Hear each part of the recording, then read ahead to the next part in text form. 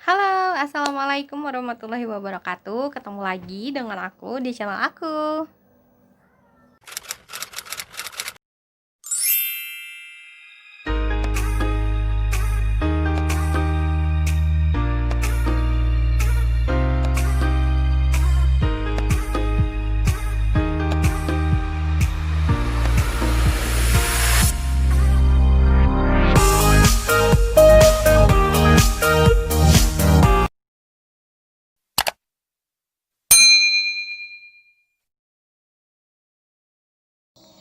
Oke teman-teman, di video kali ini aku mau membahas tentang kebidanan ya. Salah satunya adalah metode kontrasepsi.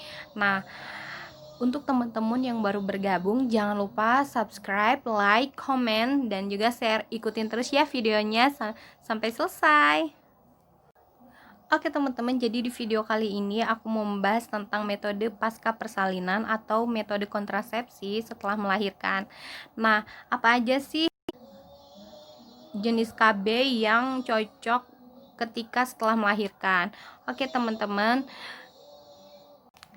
nah jadi ibu setelah melahirkan itu diwajibkan untuk memberikan ASI eksklusif selama 6 bulan atau sampai 2 tahun 2 tahun bayi sampai balita gitu ya. Nah, wajib banget agar kebutuhan si bayi itu terpenuhi dan lebih meningkatkan bonding attachment antara si bayi dan bundanya.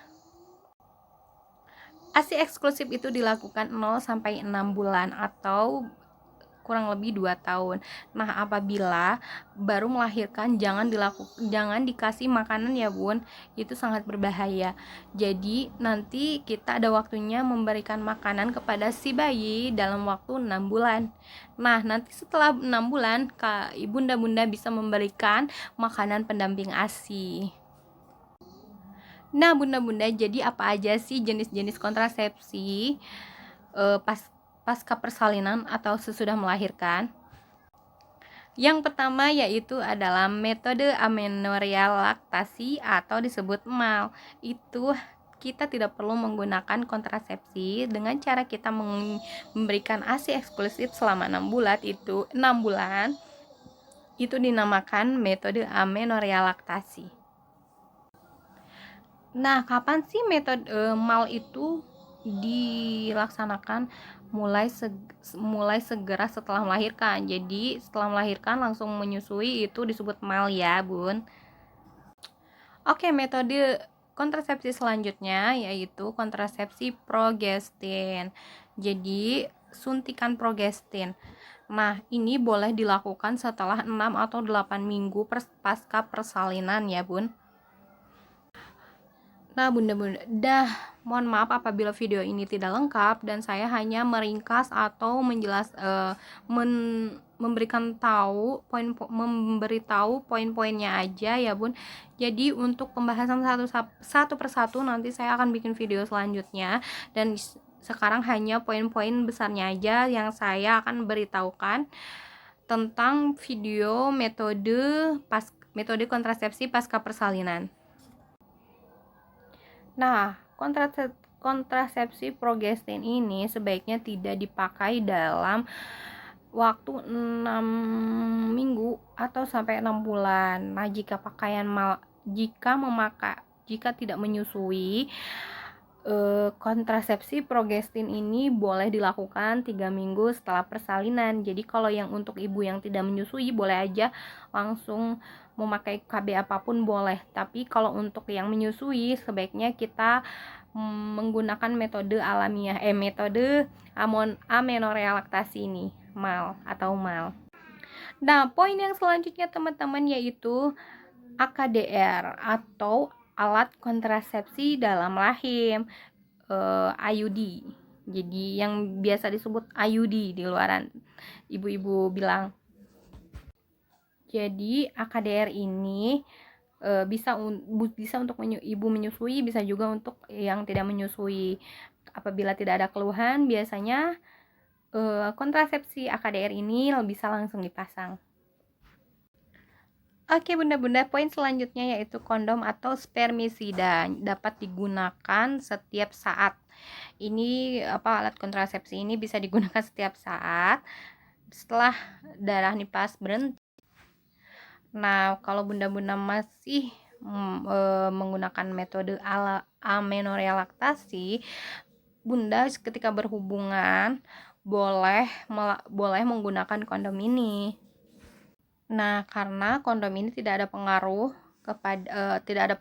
terhadap laktasi atau menyusui. Jadi hanya sementara sambil memilih metode lain. Jadi kalau misalnya belum ada pilihan lain buat bunda-bunda yang bingung ingin pakai KB apa ya, sementara masih menyusui gitu. Untuk yang masih bingung boleh pakai kondom untuk sementara waktu. Poin yang selanjutnya yaitu diafragma. Sebaiknya kalau pakai diafragma ini ditunggu sampai 6 minggu pasca persalinan. Dan ini pun diafragma itu tidak ada pengaruh terhadap laktasi. Nah, poin yang selanjutnya yaitu KB alamiah. Nah, untuk KB alamiah ini tidak dianjurkan sampai siklus haid kembali teratur. Dan KB alamiah ini tidak ada pengaruh sama sekali untuk air susu atau proses laktasi. Oke, yang selanjutnya, poin selanjutnya yaitu coitus interruptus. Jadi dapat digunakan setiap waktu kalau coitus interruptus ini. Jadi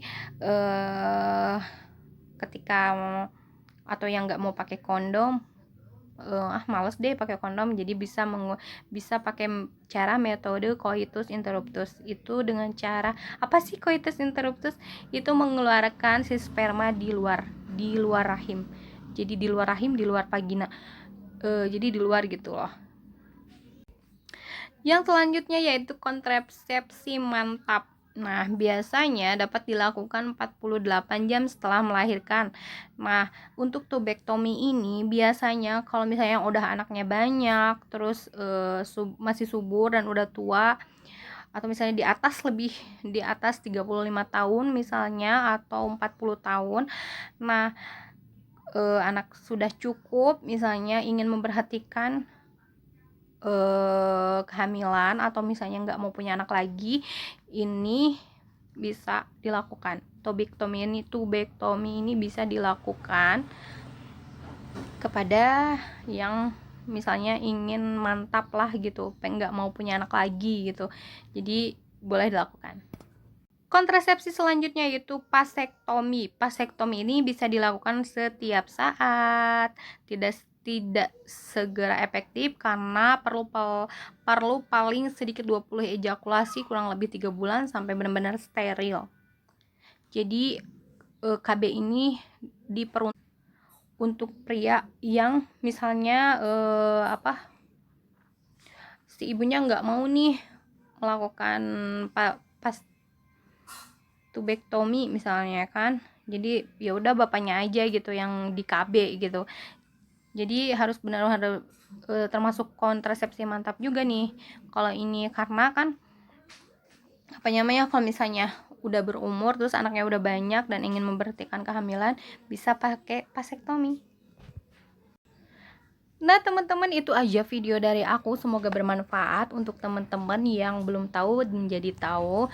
Nah, yang belum subscribe dulu agar channel ini lebih berkembang. Jangan lupa like juga, share, dan juga komen. Semoga bermanfaat ya. Assalamualaikum warahmatullahi wabarakatuh. Sampai jumpa di video selanjutnya.